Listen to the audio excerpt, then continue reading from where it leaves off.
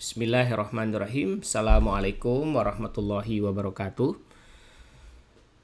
Salam sejahtera untuk kita semua Bapak Ibu sekalian.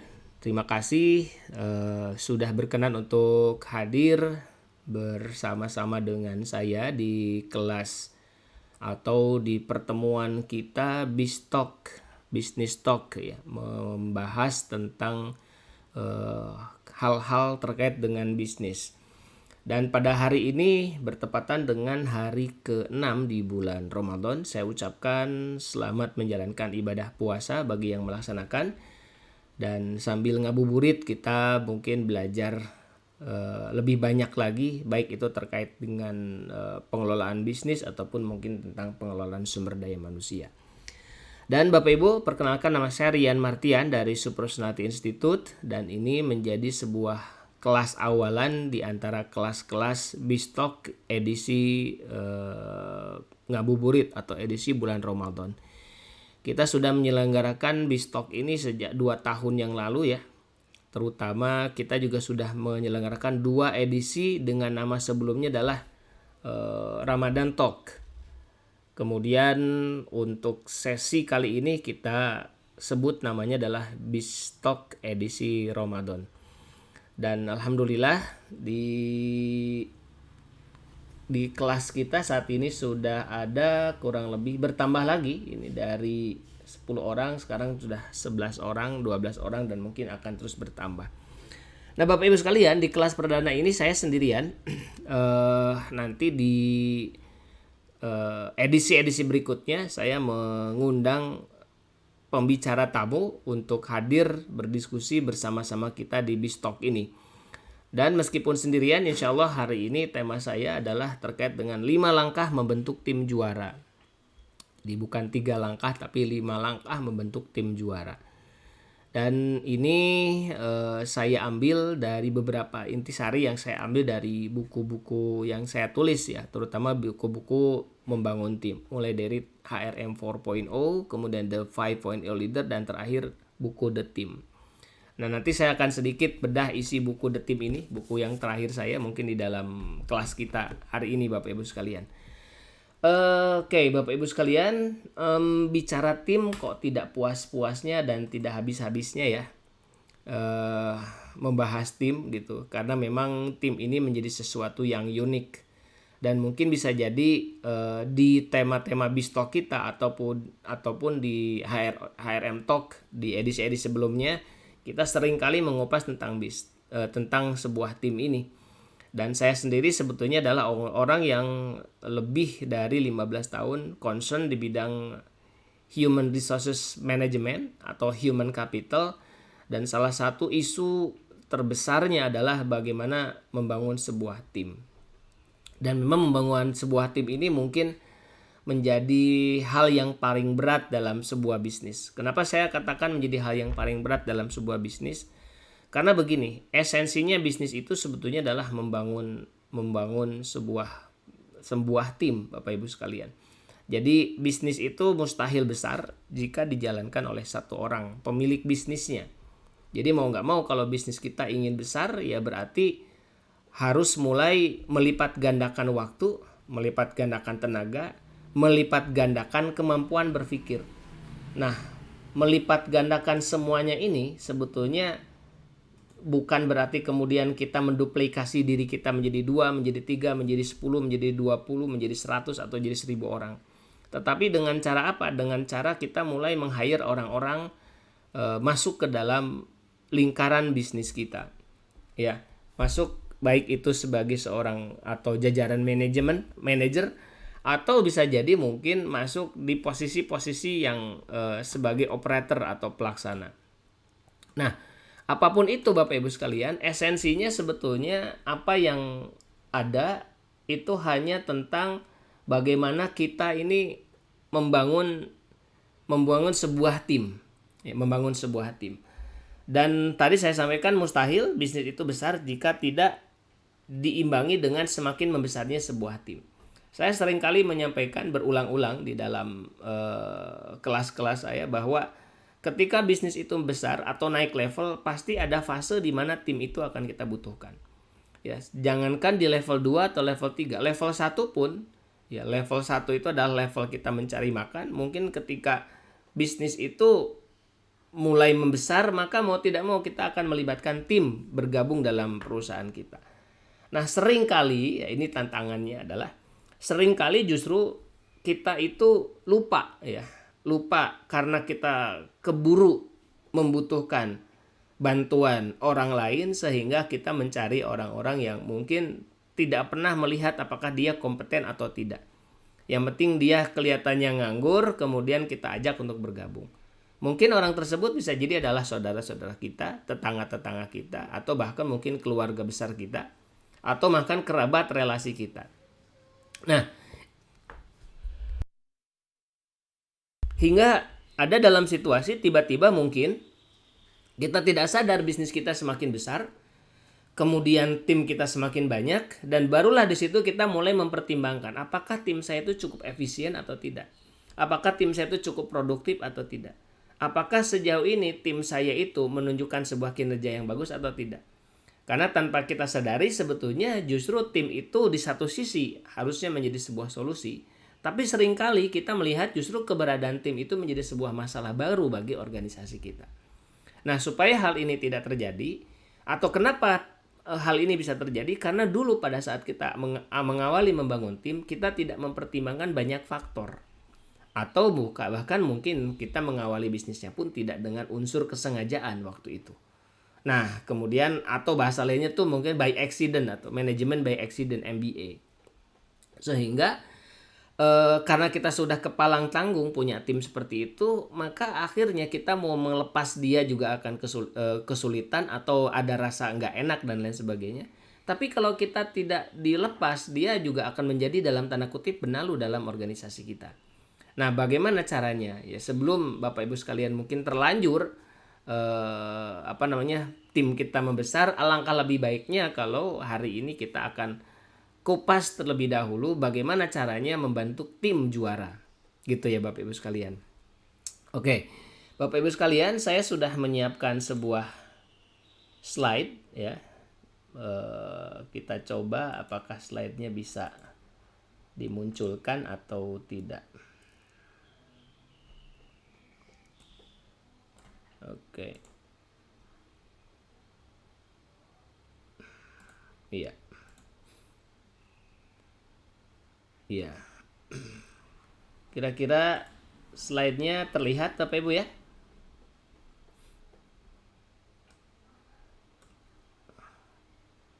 Baik. Baik Bapak Ibu. Jadi ini judul tema kita adalah 5 langkah membentuk tim juara. Jadi supaya nanti kita tidak keliru dalam membangun tim. Mungkin bagaimana ada pertanyaan kalau seandainya saya sudah terlanjur membangun sebuah tim, ini gimana? Ya kalau sudah terlanjur ya berarti mau nggak mau kita coba perbaiki bagian mana yang keliru dari kita, kan gitu ya. Oke Bapak Ibu sekalian, dan karena saya tidak didampingi oleh moderator hari ini, jadi nanti kalau Bapak Ibu sekalian mungkin ada pertanyaan-pertanyaan yang sekiranya perlu ditanyakan, nanti silahkan Anda tanyakan baik dengan raise hand atau dengan mengetikkan pertanyaan di kolom chat. Nanti kalau ada waktu atau ada kesempatan, nanti saya akan coba bacakan pertanyaannya dan nanti saya akan coba balas jika saya mampu membalasnya. Oke, kurang lebih begitu ya.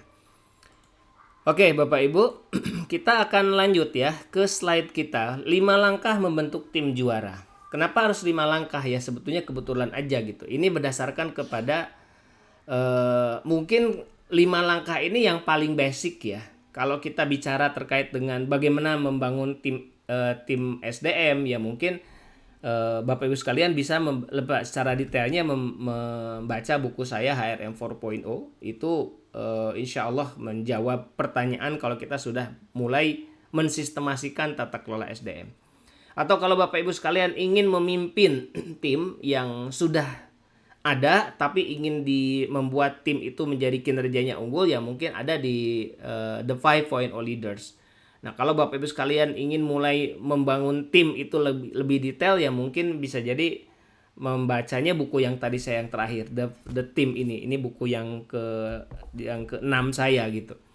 Ya, tapi hari ini kita akan kupas 5 langkah membentuk tim juara. Ini terutama bagi Bapak Ibu sekalian yang mungkin ingin mulai meng-hire tim supaya nanti tidak salah langkah apa yang mesti Bapak Ibu semua lakukan. Kan begitu ya.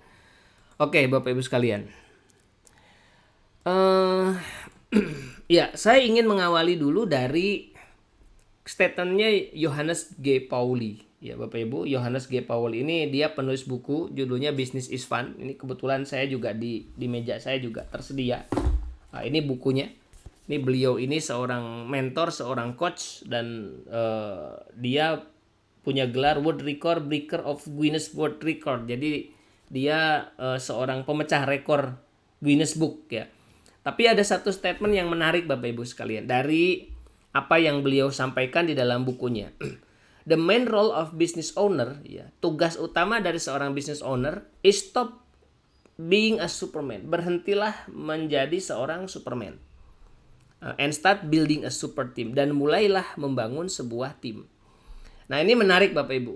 Karena bicara Superman dengan super team ini bukan persoalan mudah. Karena berawal dari apa? Berawal dari mindset. Ada banyak orang justru yang ketika mengawali bisnisnya itu karena ingin menjadi seorang entrepreneur. Ingin menjadi seorang wirausahawan, ingin menjadi orang yang mandiri secara finansial, tidak bergantung kepada orang lain, tidak bergantung kepada seorang bos, tidak bergantung kepada seorang atasan. Nah, biasanya dia buka warung, buka usaha, restoran dan lain sebagainya dilakukan oleh dirinya sendiri.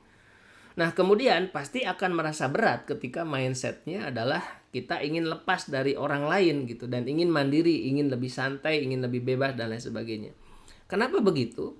Karena pada masanya bisnis itu nanti justru harus melibatkan banyak orang gitu. Nah artinya ini mindset. Kenapa saya bilang mindset? Ada sebagian orang yang tidak suka melibatkan orang lain dalam sebuah bisnisnya. Tetapi kalau kita mau jujur, dalam artian mau jujur tuh, kalau tujuan kita adalah berbisnis, ya Bapak Ibu sekalian, ini makanya pembeda antara bisnis dan berdagang. Ya kalau kita ingin berbisnis, maka the main role of business owner, maka namanya adalah business owner. Maka tugas utamanya adalah stop being a Superman. Jangan mau jadi seorang Superman. And start building a super team. Dan mulailah membangun sebuah super team. Ini super team, ini menarik. Atau tim super gitu.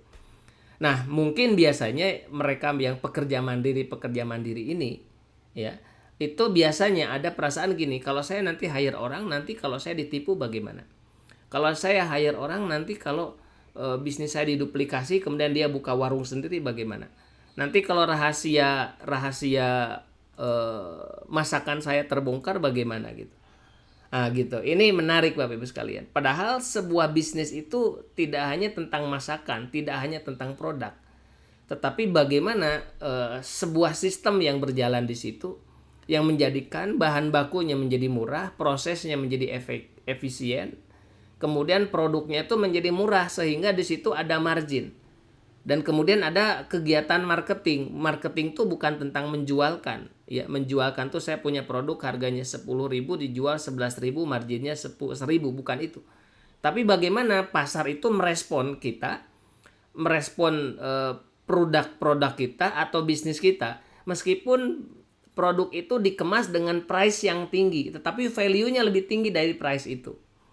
Makanya kalau kita perhatikan bisnis-bisnis itu kenapa ya ada bisnis-bisnis yang dia bisa menjual produk dengan harga mahal tapi tetap laku. Disitulah bisnis, dan ini tidak bisa dimiliki ketika mindset kita masih menjadi seorang mindset pedagang. Kalau pedagang itu kan yang penting untung dikit nggak apa-apa, yang penting continue. Tapi dalam konteks bisnis itu nggak bisa begitu. Kalau bisa untungnya besar dan continue, kenapa tidak? Maka di situ parameternya tuh menjadi banyak. Nah, karena itulah yang kemudian saya sebut dengan istilahnya sistem. Karena bisnis itu sebetulnya adalah perpaduan dari semua aktivitas sehingga menghasilkan sebuah value. Ya. Jadi mulai dari mana aktivitasnya? Mulai dari aktivitas menemukan bahan baku yang murah dan berkualitas, memproduksinya, kemudian menghasilkan produk yang bagus, dan juga sebetulnya HPP-nya murah dan berkualitas.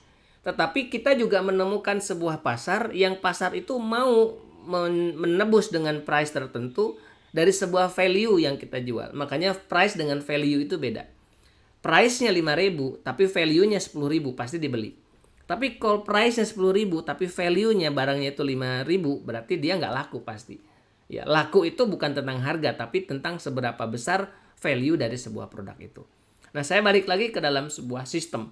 Jadi dari semua proses step by step sebuah bisnis sehingga menghasilkan sebuah produk baik itu barang atau jasa itu, maka disitulah adalah sebuah sistem. Dan sistem ini pasti dijalankan tidak mungkin oleh satu orang, pasti dijalankan oleh banyak orang.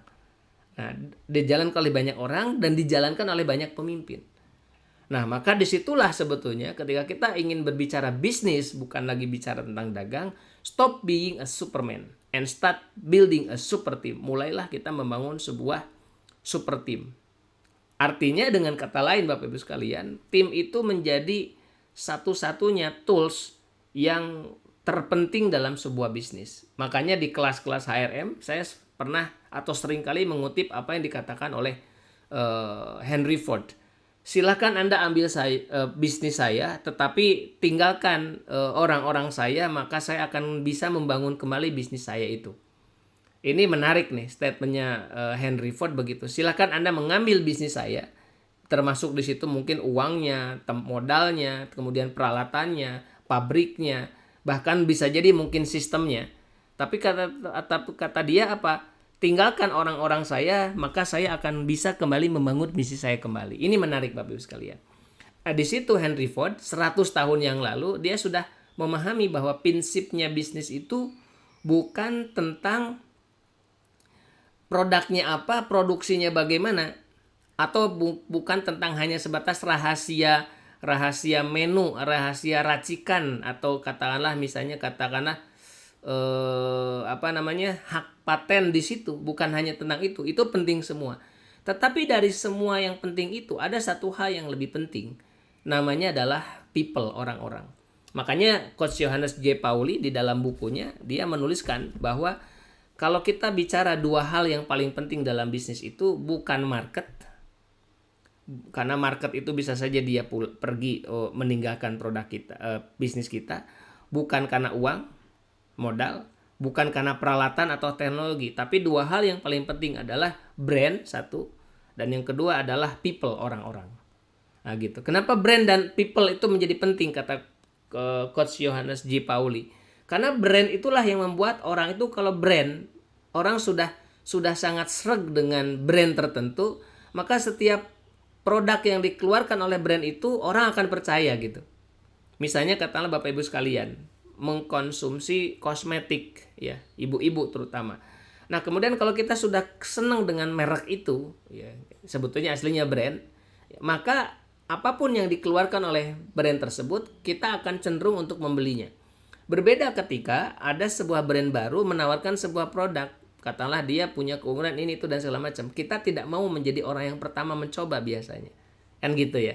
Nah, begitu pula dengan iPhone. Kenapa iPhone itu setiap produk yang diluncurkan, iPhone 14, bahkan mungkin nanti 15 dan lain sebagainya, selalu laris, bahkan selalu habis, bahkan selalu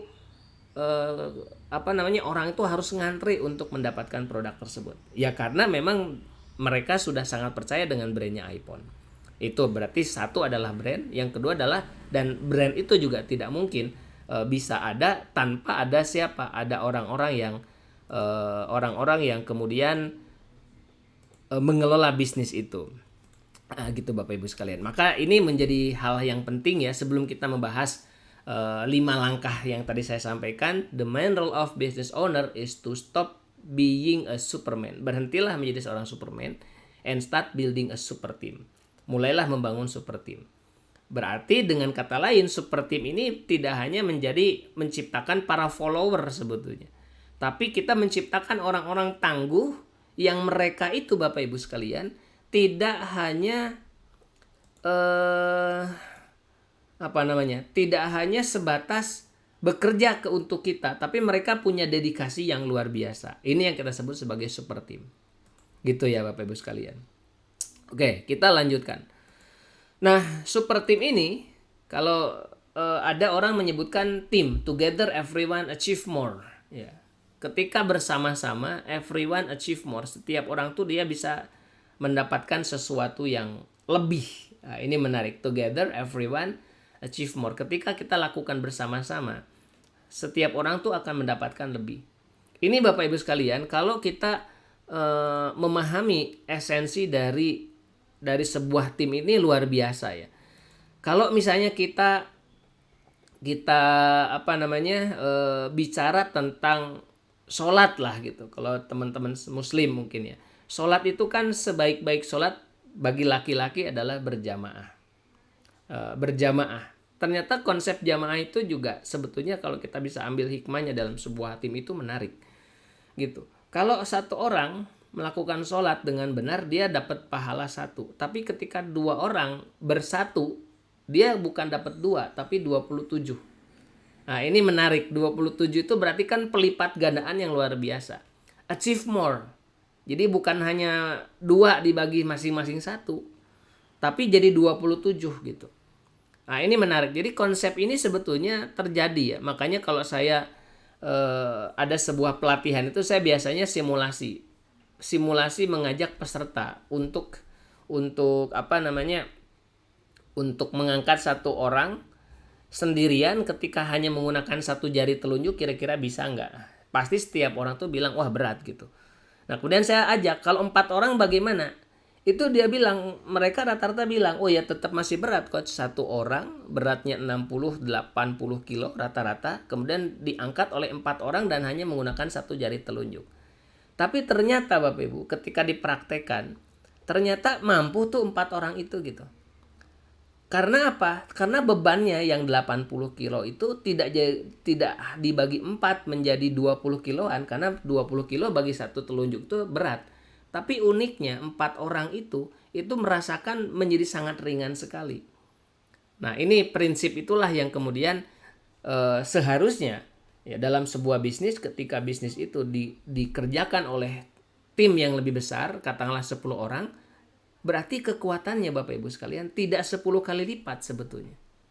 Sama seperti sholat jamaah, ketika 2 orang tuh tidak 2 kali lipat kekuatannya, atau tidak setengahnya berat bebannya, tetapi menjadi 27 kali lipat kekuatannya.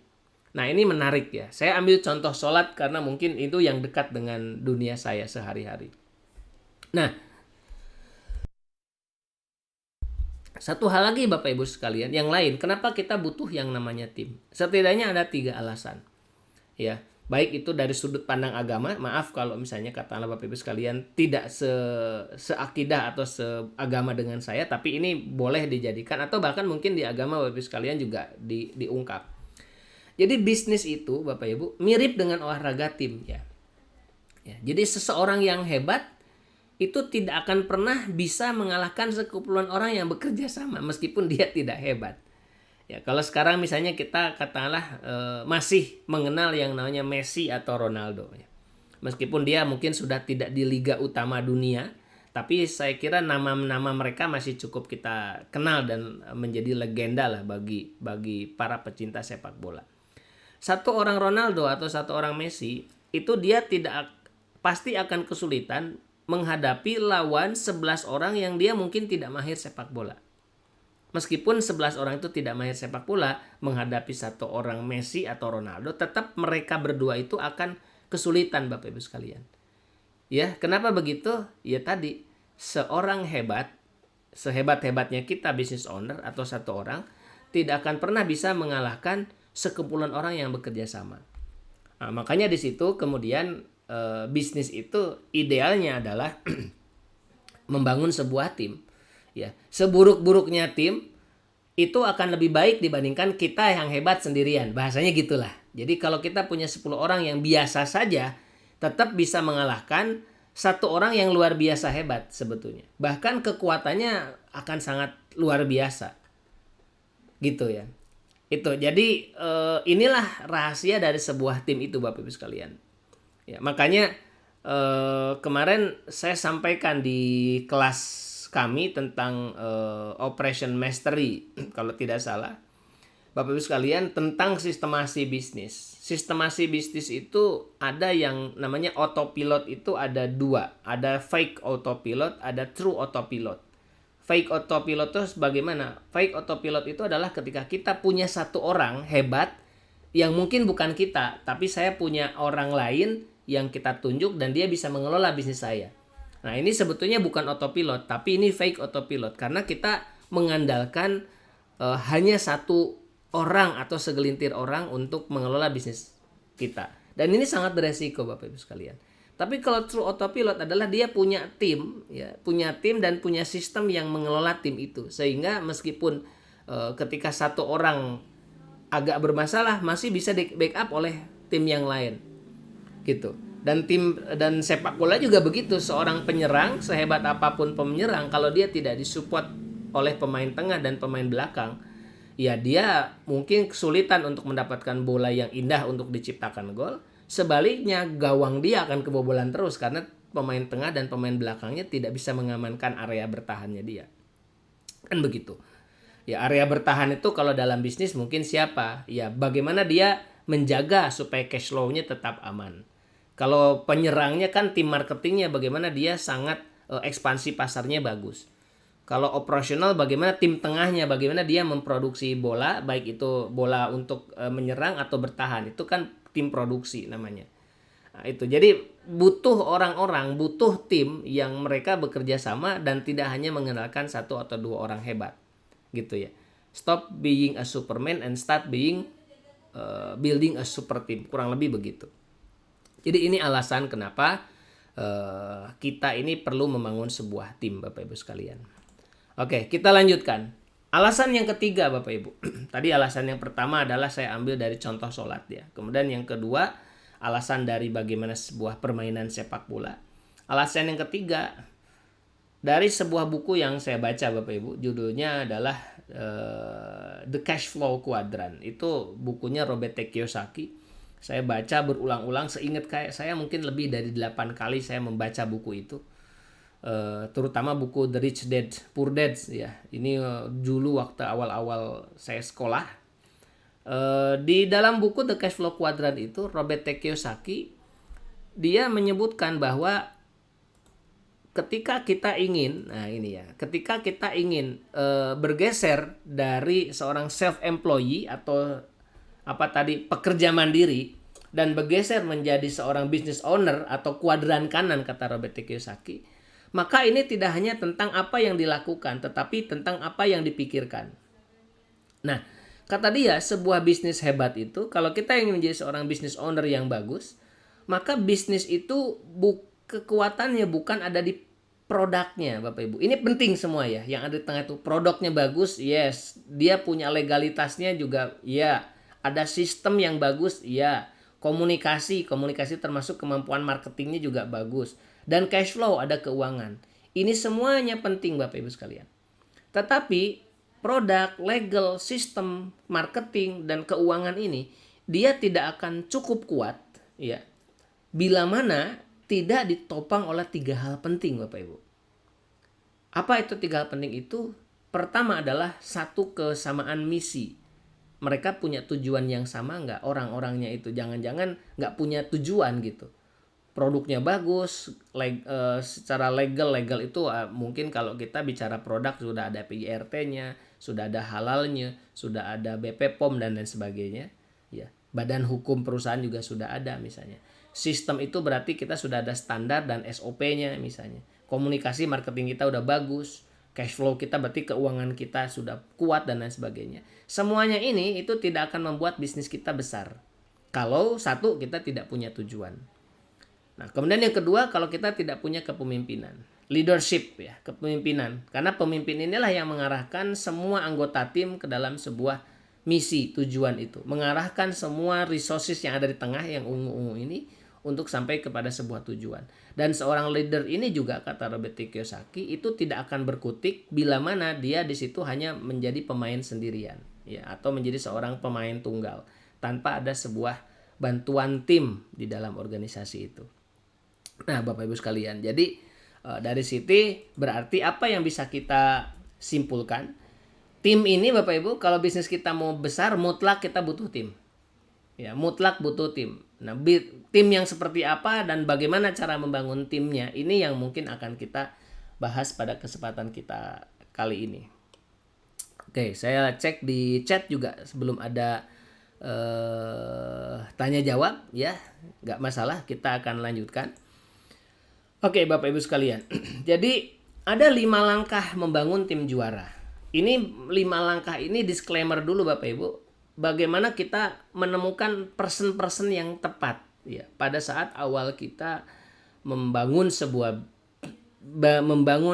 tim gitu ya. Jadi bukan karena harus punya HRD dulu, tidak. Ya, bangun HRD atau sistem tata kelola SDM yang bagus itu ya nanti kalau kita sudah mulai punya timnya gitu. Ya. Nah, ini mungkin mengawali sebelum Bapak Ibu sekalian baca buku HRM 4.0, The 5.0 Leaders dan The Team yang saya tulis tentang tim itu, maka langkah baiknya Bapak Ibu sekalian menjalankan 5 langkah membangun tim juara ini. Kita akan bahas satu persatu Bapak Ibu. Pertama, Bapak Ibu sekalian, kita harus bisa mengenali pemain yang tepat. Ya, ini ada 5. Pertama, saya sebutkan satu persatu dulu. Kenali pemain yang tepat. Jadi mau tidak mau di awal ini adalah kita harus betul-betul memilah yang saya butuhkan itu adalah orang yang seperti apa. Nah, gitu ya. Ini yang pertama. Yang kedua, Bapak Ibu, setelah kita itu ya, yang kedua, setelahnya apa? Temukan dan ajak bergabung. Jadi kalau kita udah ketemu dengan orang-orang, oh saya butuhnya orang-orang yang seperti ini, pokoknya orang itu harus bergabung dengan saya. Entah bagaimana caranya gitu. Gitu ya. Jadi biasanya orang kita itu kan bisnis, waduh butuh orang nih, rekrut aja deh, yang ada aja dulu, nanti belakangan lah aturinnya. Nah, aturan inilah yang bikin masalah sebetulnya. Jadi yang kedua, temukan dan ajak untuk bergabung Bapak Ibu sekalian. Kemudian Bapak Ibu semua masuk ke bagian yang ketiga ya. Langkah yang ketiga apa? Mereka yang sudah menurut kita itu persepsikan bagus pun perlu kita uji. Ya, perlu kita pilih. Maka di sini pilih dan uji kualifikasinya. Benar gak mereka itu sesuai dengan kebutuhan kita. Nah, ini berarti salah satu skill yang harus kita bangun adalah kemampuan kita untuk memilah orang yang tepat. Tapi kan Pak, ini bisa saja dilakukan oleh HRD. Iya, kalau kita udah punya HRD. Kalau belum, bagaimana kita memilih HRD yang tepat? Kan orang HRD, iya, siapa yang memilih orang HRD itu? Kan ujung-ujungnya awal-awalnya kita dulu. Pilih dan uji kualifikasi mereka. Betul nggak mereka itu sesuai dengan kebutuhan perusahaan kita. Nah, itu yang ketiga. Kemudian yang keempat, berikan tempat yang tepat.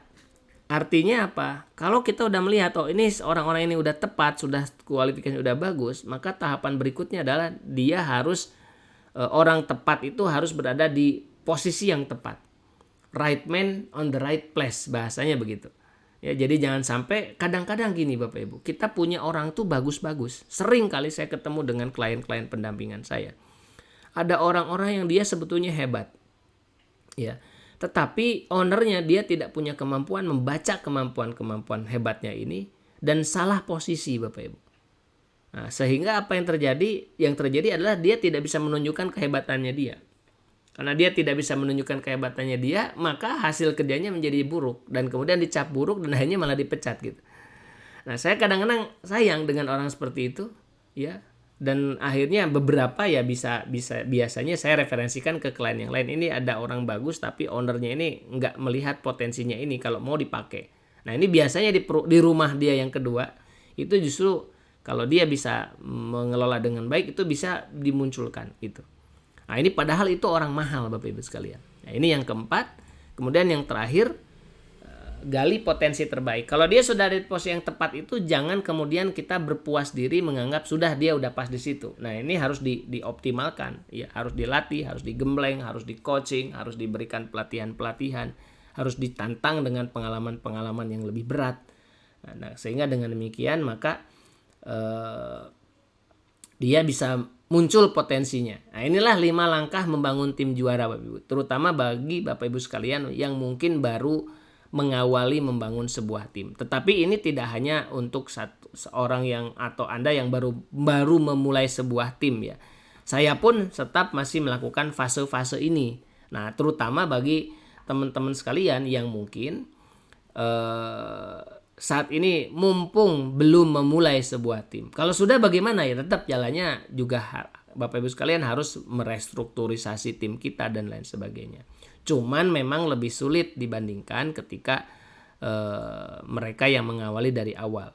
Kenapa saya bilang sulit? Ya, kita itu kalau udah ada orang di dalam itu sulit ngotak-ngatiknya. Kayak kemarin itu Bapak Ibu, saya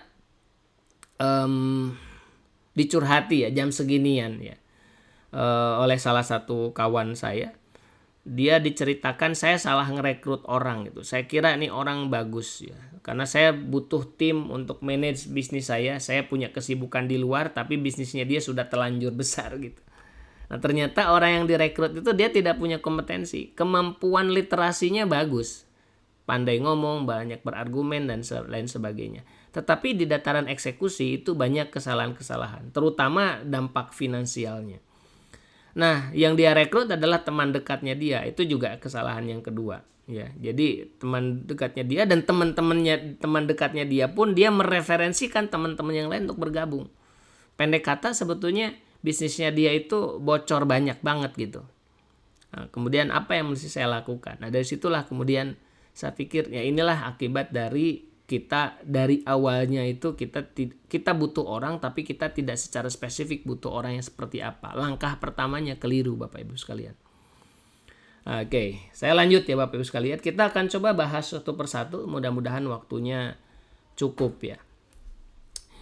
Oke. Pertama, kenali pemain yang tepat Bapak Ibu sekalian. Mungkin Bapak Ibu sekalian pernah membaca buku Good to Great Company punyanya Jim Collins ya, warnanya merah Bapak Ibu sekalian. Jim Collins bilang begitu, bilang bahwa tugas pertama ketika kita ingin menentukan bisnis itu adalah temukan dulu orang yang tepat gitu. Jadi kalau kita ingin perusahaan kita tidak hanya good tapi great besar, maka tugas pertama adalah kita harus temukan orang yang tepat. Kenali pemain yang tepat. Jack Ma, founder Alibaba, pernah dalam sebuah wawancara ya, saya simak di situ, dia diwawancari berbahasa Inggris. Kalau dia bilang, kalau saya ngerekrut tim itu cuma 2 cirinya. Pertama, dia harus cerdas, karena saya nggak mungkin memilih orang yang nggak pinter gitu. Apa yang diandalkan dari orang yang nggak pinter itu? Pinter itu tidak hanya pinter logika ya Bapak Ibu sekalian, tapi pinter dalam konteks kan berilmu itu tidak hanya faham. Ya, faham dengan berilmu beda. Kalau faham tuh dia cuma tahu, tapi kalau berilmu itu dia bisa mempraktekkan pemahamannya dia itu ke dalam sebuah lingkungan atau dalam sebuah pengalaman. Itu namanya berilmu. Kata dia, saya hanya mencari orang dengan 2 ciri. Pertama adalah cerdas, tapi yang kedua dia bisa bekerja sama. Dua-duanya penting. Jadi kalau orang cerdas dia nggak bisa kerja sama, dia pasti akan jadi masalah bagi timnya dia. Atau kalau dia bisa bekerja sama tapi dia nggak cerdas, dia nggak bisa diandalkan gitu.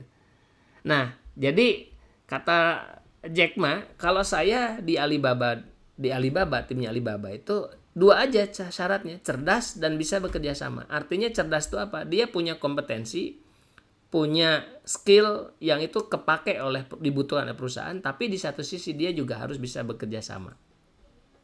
Berkolaborasi dengan yang lain, dia bilang begitu. Nah, ini kata Jack Ma. Nah, tetapi Bapak Ibu sekalian, kita sebetulnya tidak harus sama seperti Jack Ma, karena mungkin bisa jadi kultur bisnis Bapak Ibu sekalian berbeda antara kultur yang dibangun oleh Jack Ma. Ya, kalau kita ditanyakan siapa pemain yang paling tepat untuk bergabung dengan bisnis kita, ya disesuaikan Bapak Ibu sekalian. Visi misinya apa yang ingin dicapai oleh Bapak Ibu sekalian. Bisnisnya tuh ingin dibawa kemana gitu. Serta budaya organisasinya mau kayak apa? Apakah Bapak Ibu sekalian budaya kompetitif yang dibangun, budaya kerjasama yang dibangun, ya kan? Budaya kekeluargaan yang dibangun, atau budaya hierarki, gaya komando, Gaya komando itu berarti kita tidak boleh ketemu orang yang ngeyel, karena kalau kitanya komandan ketemu dengan yang ngeyel pasti nggak suka. Tapi kalau budaya yang dibangun adalah budaya kekeluargaan, justru kita tidak suka orang tuh kalau diajak ngomong diem aja gitu Bapak Ibu. Manut tapi nggak dikerjain gitu. Nah justru kita membutuhkan orang yang dia itu mau diajak diskusi, mau memberikan saran, memberikan masukan, dan kita posisinya mendengarkan. Jadi ini sangat dipengaruhi visi misi Bapak Ibu sekalian, budaya organisasinya, termasuk nilai-nilai organisasi yang Anda inginkan. Anda itu memperjuangkan nilai-nilai apa? Misalnya katakanlah kekeluargaan, spiritualitas, misalnya begitu ya, kekompakan, komunikasi, kolaborasi. Nah, kan kalau nilai-nilai itu seperti kalau di BUMN itu kan sebagai akhlak ya, akhlak. Apa tuh? Antusias, kompeten, harmoni, loyal. Nah, itu sifat-sifat itu. Maka dari situlah maka kita tahu berarti saya itu butuh orang yang tipikalnya begini. Nah, itu Bapak Ibu sekalian. Artinya kita meyakini bahwa orang-orang dengan tipikal tersebut, orang-orang dengan ciri-ciri tersebut adalah orang-orang yang tepat untuk bisnis Bapak Ibu sekalian. Gitu ya. Jadi pertama adalah kenali pemain yang tepat. Ini kita belum ngomongin orangnya ya, tapi kita berbicara tentang baru spesifikasi orang yang dibutuhkan atau yang diinginkan oleh Bapak Ibu sekalian tuh yang seperti apa, itu harus ditentukan dulu. Berarti ya kita harus jelas dulu bisnisnya apa, mau dibawa kemana, ingin kondisi tim itu yang seperti apa, barulah kemudian kita masukkan orang-orangnya itu. Jadi pertama Bapak Ibu sekalian, kenali pemain yang tepat Bapak Ibu. Itu yang pertama. Kita lanjutkan ke yang kedua Bapak Ibu. Setelah kita punya kenali tepat, orang yang tepat, langkah yang kedua apa? Temukan dan ajak bergabung. Ini mungkin ya bahasanya rekrutmen lah kalau dunia HRD ya. Merekrut mereka. Nah, jadi Bapak Ibu sekalian, jangan pernah merekrut orang-orang yang gak jelas. Gara-gara kita butuh, kemudian kita rekrut. Sebaiknya kita hold sejenak, tentukan dulu saya butuh orang yang seperti apa. Nah, kemudian dan tidak ada toleransi Bapak Ibu. Ketika misalnya katakanlah, saya butuh orang yang nilainya adalah 10, tapi nemunya yang 8. Apakah saya rekrut dulu? Jangan. Gitu ya. Terus saja mencari Bapak Ibu. Kenapa begitu? Percaya deh, itu sebenarnya sumber masalah ya. Jadi kalau kita butuhnya 10, dapatnya 8 yang diambil dulu, justru yang diambil dulunya ini nanti akan ekornya itu yang kemudian menjadi persoalan bagi perusahaan kita. Mendingan kita terus berupaya mencari ya orang-orang yang ciri-ciri tersebut gitu Bapak Ibu sekalian. Gitu ya. Nah, dan kita juga harus hati-hati dengan bias dalam proses merekrut itu. Misalnya apa? Wah, ini kelihatannya Bapak Ibu. Dia CV-nya bagus. Kemudian dia kalau bicara meyakinkan dan lain sebagainya. Itu belum tentu bagus ya. Tetapi prinsip yang kedua, ini kita bicara prinsipnya bukan bicara teknisnya. Temukan dan ajak bergabung. Kalau kita udah ketemu, wah ini ada orang yang tepat nih. Diapain kan gitu ya? Ya diajak, bergabung. Ya. Cara untuk menemukannya adalah dengan cara misalkan kalau kita sudah punya tim, satu orang tim hebat dan kita percaya dengan dia, sebetulnya di lingkaran dia pasti akan ketemu dengan orang yang hebat juga. Gitu ya. Maka libatkan tim hebat yang sudah bergabung untuk mencari pemain hebat lainnya. Biasanya orang-orang dengan karakteristik baik pasti lingkarannya dia juga orang-orang baik Bapak Ibu. Tapi kalau dia punya teman, dia punya karakteristiknya buruk atau attitude-nya jelek, ya gak jauh teman-temannya juga seperti itu. Karena ada istilah kita saat ini adalah produk dari 5 tahun kita berteman dengan siapa gitu. Jadi dengan siapa kita berteman, maka itulah diri kita gitu. Dengan siapa kita berteman, buku apa yang kita baca, itulah yang menentukan siapa diri kita gitu. Dan kalau kita ingin tahu 5 tahun yang akan datang, ya kita lihat siapa teman-teman kita saat ini dan buku apa yang kita baca, termasuk pelatihan apa yang kita ikuti saat ini sampai 5 tahun ke depan, maka itulah diri kita. Nah, ini jadi libatkan tim hebat yang sudah bergabung untuk mencari pemain hebat lainnya. Kemudian yang ketiga Bapak Ibu, jika kita memang sudah ketemu dengan orang ini, Kalau perlu itu, ya kalau perlu ya tawarkanlah bagi hasil misalnya kayak gitu. Kalau kita udah nemuin orang yang tepat gitu. Nah, ini kasus yang tadi saya sampaikan. Ada orang karena teman dekat dianggap dipercaya, kemudian ada bagi hasil, bahkan dia masuk menjadi salah satu pemilik PT. Dia tidak mengeluarkan uang, tapi di situ dia dikasih saham sekian belas persen gitu. Nah, tiba-tiba ternyata dia justru malah tidak kompeten dan cenderung merugikan pengambilan keputusannya. Kan susah Bapak Ibu. Nah, tapi kalau kita sudah ketemu dengan orang tepat, biasanya orang tepat itu orang baik atau orang bagus itu ya mungkin dia juga akan diincar oleh orang lain. Bagaimana caranya? Ya mungkin alternatifnya adalah dengan menawarkan bagi hasil. Entah di situ ditawarin saham, meskipun dia mungkin saham nol, artinya dia tidak berinvestasi di situ, tapi karena pengetahuan, pengalaman, dan keilmuannya dia sehingga kita mungkin berkenan untuk memberikan sahamnya, misalnya begitu Bapak Ibu. Oke, nah kemudian yang ketiga Bapak Ibu, ya, orang-orang itu tetap harus dipilih dan diuji di kualifikasinya, ya. Misalnya ya salah satu yang sering saya lakukan kalau di kelas HRM itu adalah dengan melakukan BEI, Behavioral Event Interview. Jadi pertanyaan bukan pertanyaan ceritakan tentang diri Anda, apa motivasi Anda bekerja, pengalaman Anda kerja di mana saja, sebagai posisi apa. Itu sebetulnya adalah standar wawancara yang umum, tapi Bapak Ibu. Nah, tapi kalau BEI ini bicaranya lebih spesifik dari itu, ya. Karena sebetulnya wawancara ini harapannya dari wawancara yang kita lakukan, kita itu ketemu dengan orang-orang yang tepat. Maka sebetulnya wawancara itu pun harus wawancara yang itu bisa menggambarkan orang ini tepat atau tidak. Ya, maka saya sedikit sampaikan, ada salah satu teknik wawancara itu namanya Behavioral Event Interview Bapak Ibu atau BEI. Ya. BEI ya. Ini saya tidak tuliskan di situ ya, nggak masalah ya. Jadi pertanyaannya adalah dengan bertanya, misalnya kalau saya ingin butuh seorang manajer, satu bertanya situation. Pertanyaan pertama adalah situation Bapak Ibu. Ada rumus namanya STAR, situation. Bapak atau Mas atau Mbak pernah memimpin sebuah tim belum? Nah, ini situation. Dia bilang, oh pernah Pak. Nah, kalau sudah dia bilang pernah, coba dong ceritakan kapan, di mana, dan waktu itu yang dipimpin siapa. Nah, ini kalau dia punya pengalaman, dia masih gampang lah, gitu ya. Nah, waktu itu sekitar 5 tahun yang lalu saya bekerja di sini, diminta oleh menjadi pimpin produksi untuk produk obat-obatan kimia dengan jumlah produksi per hari sekian, misalnya jumlah karyawan sekian. Nah, ini menarik Bapak Ibu. Di situ aja pasti dia punya sesuatu untuk kita gali lagi. Nah, itu namanya adalah situation. Kemudian tanya, apa tasknya, tugas Bapak Ibu waktu itu apa? ST ya, situation. Yang kedua adalah task, tugasnya apa? Tugas saya adalah memastikan ya produksinya efektif, targetnya tercapai, dan memastikan tim saya itu produktif, misalnya katakanlah. Nah, untuk hal semacam itu, apa yang Bapak Ibu sekalian lakukan? Berarti actionnya, STAR kan, situation, task, action. Apa yang Bapak lakukan? Nah, disinilah sebenarnya action ini yang penting, menunjukkan dia itu punya integritas, punya pengalaman atau tidak. Yang saya lakukan adalah begini.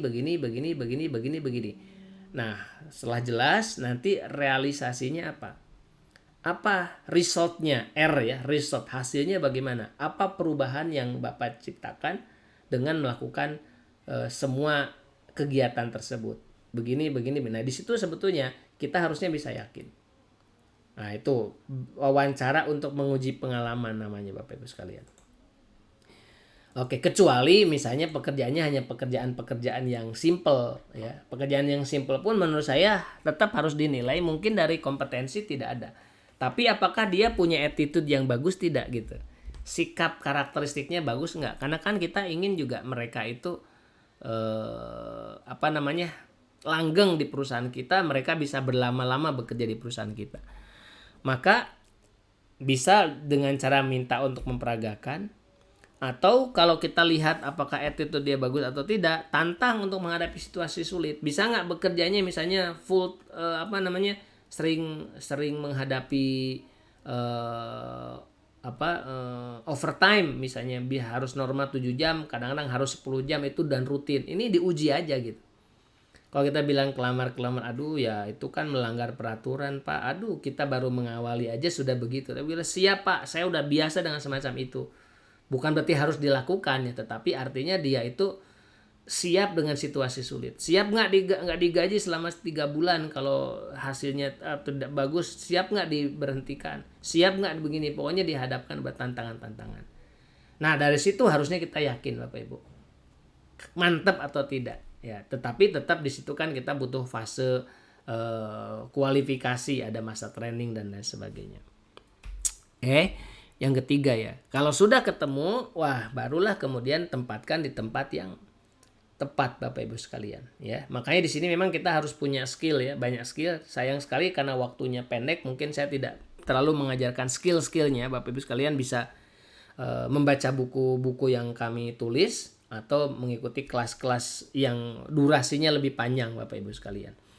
Nah, di dalam bisnis Bapak Ibu setidaknya ya, terutama bisnis-bisnis di awal, dan saya kira mungkin tidak hanya di awal, sampai bisnis nanti terus-menerus ke depan pun kita akan membutuhkan 4 tipe orang-orang di dunia, di dalam bisnis kita. Pertama ya si pencipta tentu saja. Dia adalah orang yang biasanya dipegang oleh entrepreneurnya pada awal bisnis ya, atau business ownernya. Karakteristiknya apa? Dia punya ide-ide besar, dia bisa berpikir global, dia punya mimpi besar, dia punya visi misi yang ingin dia capai, dia punya purpose apa yang akan dia kembangkan dengan bisnisnya dia. Nah, biasanya si pencipta ini adalah business ownernya. Dan sebetulnya ini penting. Karena orang dengan karakteristik inilah yang kemudian membuat bisnis itu terus-menerus bertumbuh dan tidak ada matinya Bapak Ibu sekalian. Tapi si pencipta saja tidak cukup. Kita butuh orang yang punya karakteristik si manajer. Ya. Siapa si manajer itu? Si manajer adalah orang-orang yang bisa menerjemahkan keinginan pencipta-penciptanya ini ya menjadi sebuah sasaran-sasaran yang lebih pendek dan menjadi tindakan-tindakan yang terukur. Ini namanya para manajer atau si manajer. Ya, atau dengan kata lain dia fokus kepada hal-hal detail dan dia juga tahu cara mewujudkan mimpi si pencipta itu menjadi tindakan terukur. Nah, gitu ya. Kalau si pencipta ini mungkin business owner, si manajer ini adalah ya dia para manajer. Para manajer itu mulai dari supervisor, middle management sampai top management. Kita punya kelas untuk melatih si manajer itu namanya LEAP Bapak Ibu. Leadership Empowerment and Agile Management Program. Itu program yang kita kembangkan pelatihan selama 3 hari untuk melatih para manajer dalam perusahaan Bapak Ibu sekalian. Nah kemudian Bapak Ibu sekalian, satu lagi kita butuh yang namanya si spesialis. Ya, si spesialis ini siapa? Spesialis ini adalah orang-orang yang Bapak Ibu sekalian dia menguasai bidang-bidang yang spesifik.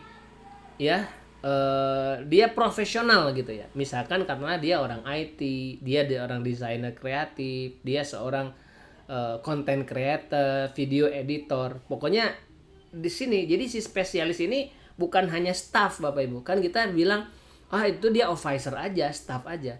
Tetap staff itu dia harus punya spesialisasi, dia harus punya skill yang mumpuni di satu atau bidang-bidang tertentu Bapak Ibu sekalian. Gitu ya. Jadi dia seorang accounting, ya dia berarti harus punya keahlian bidang akuntansi. Dia kan cuman admin, ya dia harus punya keahlian minimal dia itu jago di bidang Excel dan lain sebagainya, misalnya begitu. Ya, jadi tempatkan di tempat yang tepat. Jadi jangan asal ngerekrut orang kemudian nantilah itu. Kemudian yang keempat Bapak Ibu, si pembuat kesepakatan. Si pembuat kesepakatan itu siapa? Dia adalah orang yang suka berinteraksi dengan orang lain, ya, dan melakukan transaksi atau penjualan. Ya, mungkin dia nantinya targetnya adalah dia tukang lobby, cari supplier, cari konsumen, bangun market, perluasan pasar dan lain sebagainya Bapak Ibu. Nah, kita itu butuh 4 tipe pekerjaan sebagai pencipta, manajer, spesialis, si pembuat kesepakatan. Gitu ya. Oke, jadi apa yang bisa kita simpulkan? Tempatkan orang-orang yang tepat di waktu yang tepat di tempat yang tepat, Bapak Ibu. Gitu. Oke.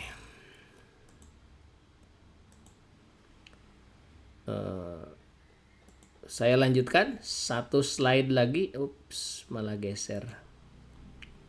Sebentar. Dan terakhir Bapak Ibu sekalian, ya, terakhir yang harus kita lakukan kalau kita sudah bisa menempatkan orang-orang tersebut di tempat yang tepat, di waktu yang tepat, ya, dengan orang yang tepat, maka jangan berhenti untuk membuat dia itu merasa cukup dengan apa yang dia kuasai, ya. Kenapa begitu? Ya, karena dunia ini akan berubah dengan cepat. Ilmu yang hari ini dikuasai besok bisa jadi sudah aus, Bapak Ibu. Ya, ilmu yang hari ini kita kuasai bisa jadi sudah aus, sehingga bagaimana caranya? Ya, mau tidak mau kita harus terus-menerus menggali potensi terbaik mereka, Bapak Ibu sekalian. Ya, menggali potensi terbaik mereka. Berarti caranya bagaimana?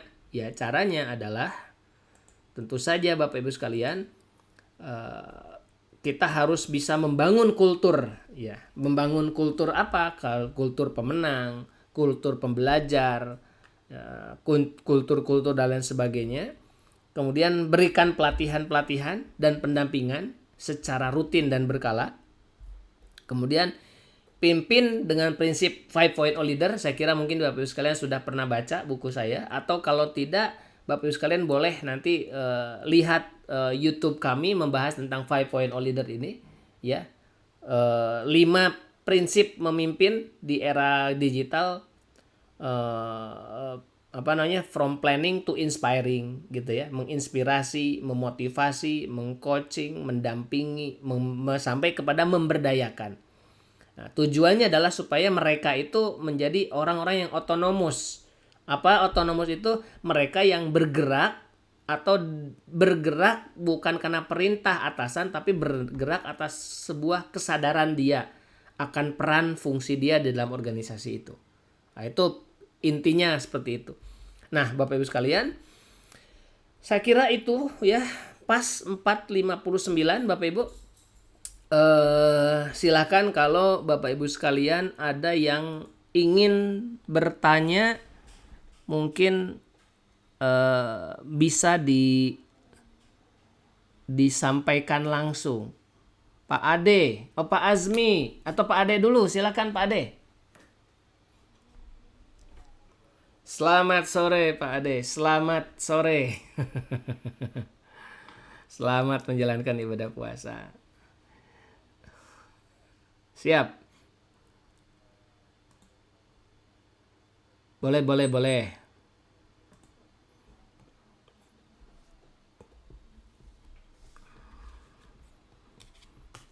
Iya.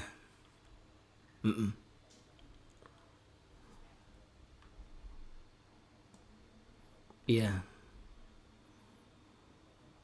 Menginspirasi supaya kita bisa terus ya, continue ya. Kadang-kadang tadi kan kita menghadapi banyak orang tipikal yang tadi Coach bilang ya.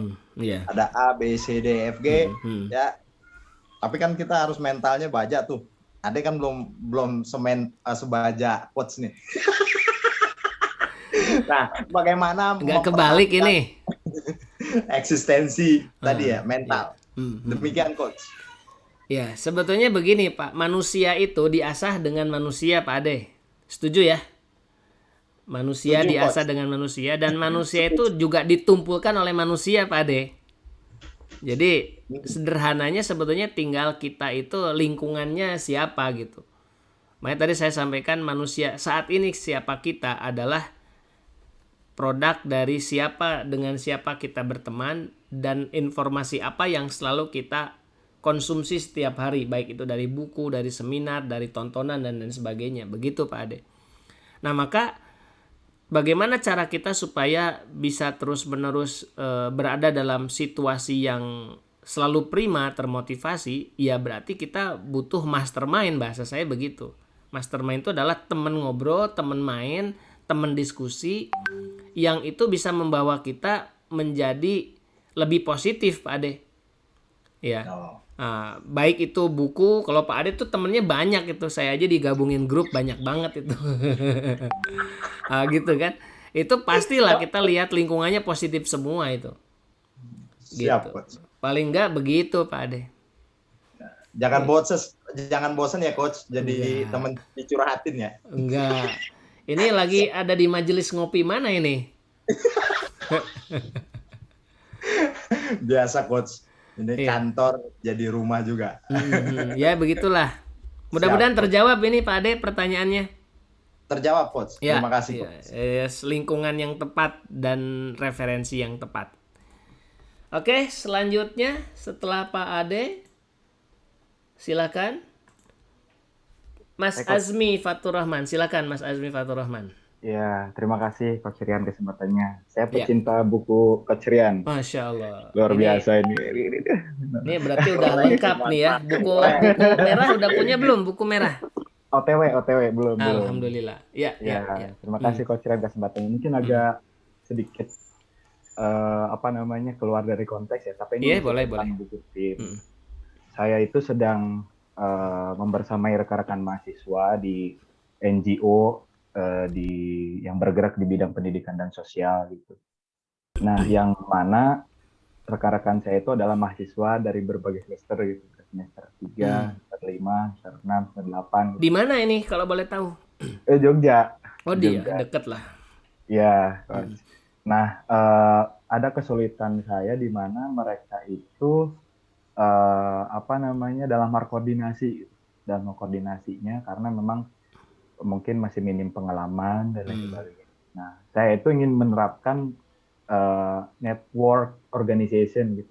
Mungkin beda dengan hierarkis gitu. Iya. Untuk membangun network organization itu bagaimana ya Coach, step by stepnya gitu yang memang mungkin secara kompetensi dan pengalaman rekan-rekan itu masih berkembang gitu. Apakah sudah tepatkah langsung network organization atau masih hierarkis kalau cara struktur dan cara bergerak? Terima kasih Coach.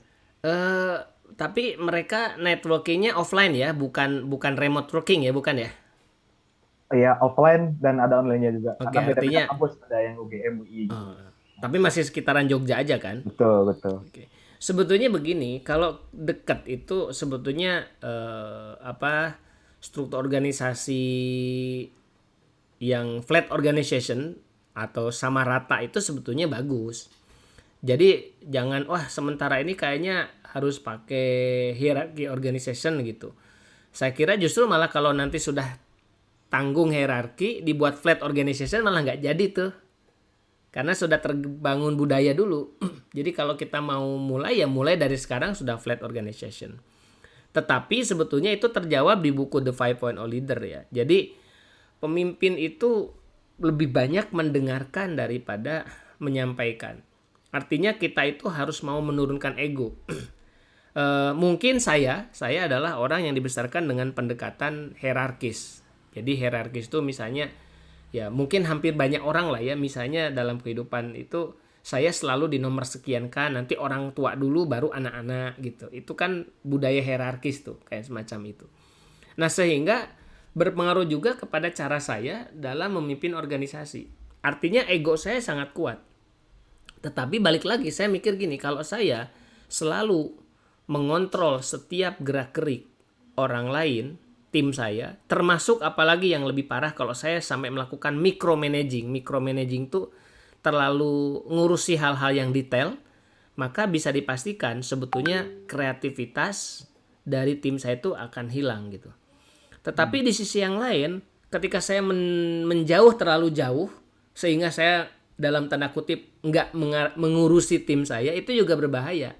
Kenapa? Karena tim saya akan merasa ini kok saya anak baru, tapi justru kok saya malah banyak dicuekin, banyak hal yang nggak tahu, tapi saya nggak diarahkan. Nah gitu. Jadi prinsip ini kita ada di dua hal itu. Makanya gini, di satu sisi sebetulnya kalau teman-teman semua termasuk Mas Azmi ini bahas di The 5.0 Leader, di situ saya tuliskan sifat generasi milenial dan Gen Z ya. Kan di situ dibahas. Nah, Gen Z itu atau milenial dan Gen Z itu dia punya ide-ide banyak karena referensi ilmu pengetahuan atau informasi itu deras banget gitu. Nah, cuman informasi yang banyak itu kan belum menjadi sebuah ilmu, baru sebatas informasi. Maka tugas kita adalah justru banyak nanya. Misalnya katakanlah, Mas, kira-kira kalau yang gini bagusnya diapain ya? Mungkin kita sudah punya konsep, tapi dipancing aja dengan pertanyaan-pertanyaan seperti itu. Kadang-kadang sebetulnya mungkin mereka belum siap dengan semacam itu, ditanya begitu, kaget biasanya. Tapi it's okay, terusin aja gitu. Kalau tidak bisa dengan ngomong lisan, dibuat tulis aja gitu. Coba menurut teman-teman tuliskan 5 hal yang perlu kita perbaiki gitu. Nulis aja.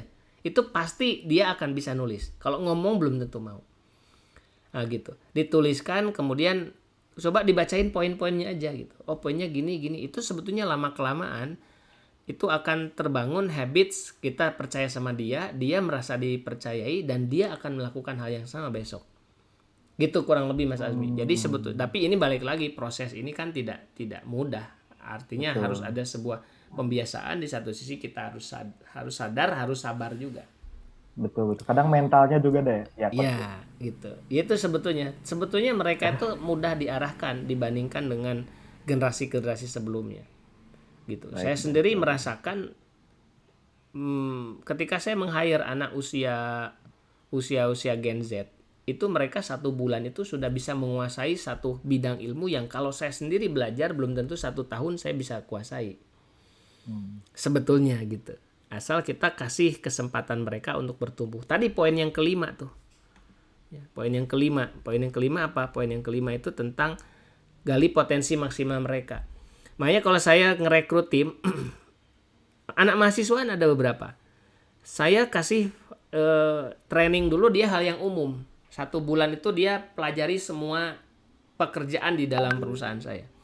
Kemudian dari 1 bulan itu, bulan keduanya kita tanya, kira-kira Mbak lebih suka di ngerjain apa? Saya lebih suka itu, dia sebetulnya suka itu dia merasa seneng, dia mudah mempelajarinya, dan dia lebih menguasai bidang itu. Dia sebut suka tuh begitu. Saya lebih suka ini Pak, saya lebih suka ini. Ya udah, berarti di bulan kedua itu dipertajam di situnya. Potensi itu yang kita kembangkan. Begitu Mas Azmi. Terima kasih banyak. Oke, sip. Ya, mudah-mudahan terjawab pertanyaannya. Oke, terima kasih Mas Azmi. Selanjutnya silakan Bapak Ibu kalau ada yang mungkin mau ditanyakan di kolom chat. Sebetulnya belum ada pertanyaan lagi ya.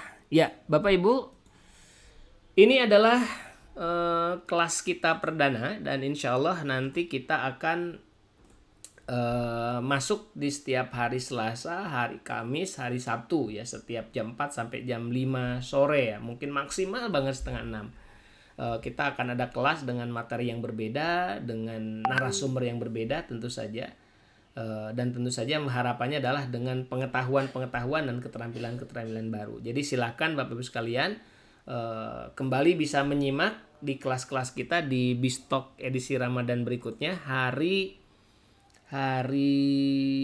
Kamis pekan ini ya. Jadi hari Selasa, hari Kamis, dan hari Sabtu insya Allah ya. Oke, ada pertanyaan lewat chat. Coach, untuk mengatasi experience gap gimana? Ini mungkin perlu diperdetail. Experience gap ini yang dimaksud antara senior dengan junior atau seperti apa? Tapi saya coba menjawab berdasarkan asumsi saya. Jadi experience gap ini artinya kan berarti kan ada gap pengalaman. Nah, bagaimana caranya? Gini Bapak Ibu, dalam dunia learning ya. Dunia learning itu unik Bapak Ibu. Terutama untuk karyawan-karyawan training. Maksudnya unik tuh gimana? Fakta di lapangan menunjukkan bahwa orang itu lebih banyak belajar, kita itu banyak mengajarkan di ruang-ruang kelas ya. Mungkin 70% di ruang kelas, 30% dia OJT, on the job training. Tetapi percayalah Bapak Ibu, justru yang 30% di on the job training itu itu yang membuat dia menguasai 80% pengetahuan. Gitu ya. Artinya apa? Sebaliknya, yang 70% atau 80% kita ajarkan di ruang-ruang kelas, itu tuh dia hanya nyumbang 10% keterampilan. Kecil sekali Bapak Ibu sekalian. Nah, dari situ kita bisa simpulkan, yang kaitannya dengan experience gap ini akan selalu menganga dan tidak akan selesai melalui pelatihan. Bapak Ibu ya, pelatihan di dalam kelas, on class ya. Tapi justru experience ini yang paling kuat adalah ketika dia diberikan kesempatan untuk belajar dari pengalaman langsung. Nah, makanya belajarnya itu kalau di ruang kelas jangan lama-lama ya, mungkin hanya sehari 2 hari, tapi sisanya itu di lapangan. Tapi jangan langsung dilepas begitu saja ya. Biasanya kalau untuk mengurangi gap pengalaman itu, saya menggunakan metode 4 langkah. Langkah yang pertama adalah di OJT ya. Orang yang berpengalaman dia melihat secara langsung bagaimana seniornya atau mentornya melakukan. Ini yang pertama. Kemudian kalau dia sudah merasa bisa, ajak dia untuk bersama-sama dengan seniornya itu melakukan. Gitu ya. Ya, langkah yang kedua. Yang pertama dia melihat seniornya melakukan, yang kedua adalah dia bersama-sama melakukan bersama seniornya, tapi seniornya masih dominan. Nanti fase yang ketiga dibalik. Dia di depan, seniornya di belakang. Jadi kalau artinya 80% pekerjaan dia lakukan, kalau ada salah seniornya ngingetin. Nah, kemudian yang keempat adalah 100% dikerjakan oleh juniornya itu, seniornya di belakang gitu. Kalaupun toh jelasin dikit-dikit lah. Nanti sampai yang kelimanya berarti sudah ditinggalkan. Nah, ini menghadapi experience gap kurang lebih begitu. Fasenya berapa lama? Seharusnya ya tergantung ke pekerjaan, tapi rata-rata 1 bulan sampai 3 bulan itu sudah bisa. Nah, kalau kita tidak memberikan kesempatan kepada orang-orang muda untuk mengerjakan pekerjaan kita, karena kita takutnya tidak sempurna, takutnya hasilnya nggak bagus, maka ya experience gap ini akan semakin menganga. Kita yang sudah pengalaman akan semakin berpengalaman, sementara yang tidak berpengalaman dia menjadi ragu untuk memulai karena dia merasa semakin jauh ilmunya. Nah, ini jangan sampai terjadi Bapak Ibu sekalian. Begitu kurang lebih ya. Pertanyaan dari Mas Fahturoji. Atasan lebih junior dari staf, bagaimana etika untuk perintah? Pak Hendro, kalau Bapak membaca buku The 5 Point Leader, punya saya di situ dijelaskan secara detail, Pak. Jadi sebetulnya sekarang itu eranya bukan lagi era perintah gitu, tapi era kesadaran.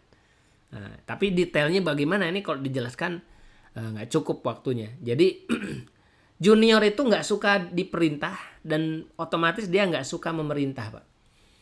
Junior yang saya maksud adalah generasi X, milenial kesini ya. Sehingga biasanya salah satu cirinya Bapak Ibu, kalau kita minta dia, kamu jadi supervisor lah atau dari manajer ya, itu banyak di antara mereka menolak, Pak. Kenapa begitu? Karena mindset mereka jadi manajer atau jadi supervisor berarti saya harus nyuruh-nyuruh tim saya, berarti saya harus memerintah tim saya gitu. Dan itu tuh nggak enak, bukan hanya kepada senior, tapi kepada temennya.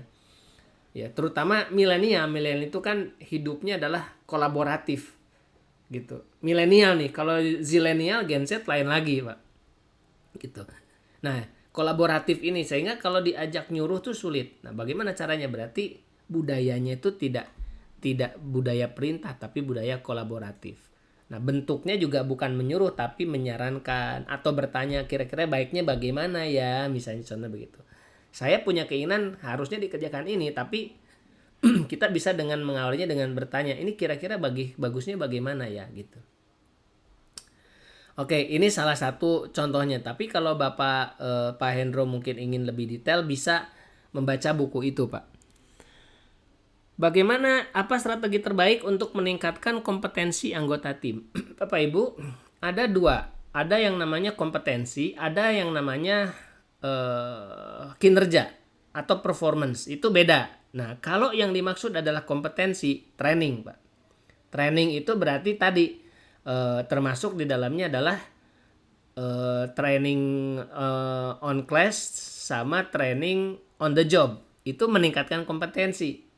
Kata kuncinya dari tidak tahu jadi tahu, dari tidak bisa jadi bisa. Berarti memang harus tahu teorinya, tahu prakteknya. Tetapi kalau ingin meningkatkan kompetensi, maka di situ butuhnya adalah coaching, pendampingan, Pak. Nah, dan kalau training itu mungkin butuh waktunya pendek, tapi kalau coaching itu butuh waktu antara 1 bulan sampai 3 bulan. Ya, jadi waktunya lebih banyak dengan target-target yang ingin kita capai. Gitu ya. Strateginya tidak ada cara lain, Pak, kecuali di dalam tanda kutip dijerumuskan langsung ke dalam pekerjaan itu, tetapi tentu saja dengan pembekalan pengetahuan terlebih dahulu. Gitu ya. Kompetensi itu kan arti knowledge, skill sama attitude ya. Knowledge pengetahuan, skill keterampilan, attitude adalah perubahan sikap dan perilaku atau respons. Nah, attitude ini sebetulnya butuhnya di coaching sebetulnya. Baik, Bapak Ibu, waktu sudah menunjukkan jam 5.17, sepertinya harus kita sudahi dulu kelas kita hari ini, Bapak Ibu. Jadi kalau masih penasaran, nanti Bapak Ibu sekalian masih boleh untuk ikut di kelas-kelas kita berikutnya. Kami ucapkan terima kasih atas antusiasmenya yang sangat luar biasa. Sampai acara ini mau berakhir, sudah ada 40-an peserta dan sebagian mungkin sudah keluar sebagian.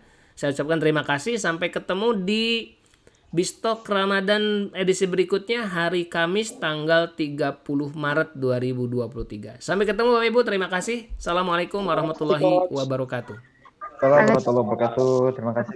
Thank you.